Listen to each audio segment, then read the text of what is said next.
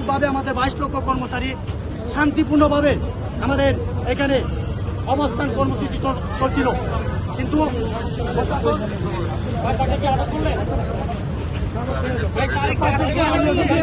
আটক করলেন নাকি?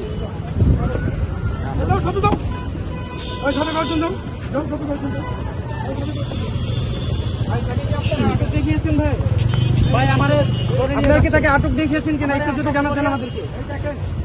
আপনারা দেখেন আমাদের আটক করেছেন কিনা তাকে। আন্দোলনকারীরা বলছিল যে আপনারা সাধারণ কর্মচারী তাদের পেটের উত্তর দেয় আসে।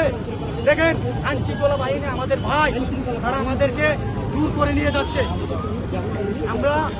আমরা প্রশাসনকে বলবো, আমরা প্রশাসনের বিরুদ্ধে আছি, আমাদের পেটের ক্ষুধাটুকু আপনারা নিবারণ করুন। আমরা তো ন্যূনতম বেতন চেয়েছি, আমরা তো লাখ লাখ টাকা চাই নাই। আমরা সাধারণ কর্মচারী কে আমাদের পরিবার, আমাদের সন্তান যাতে ভালোভাবে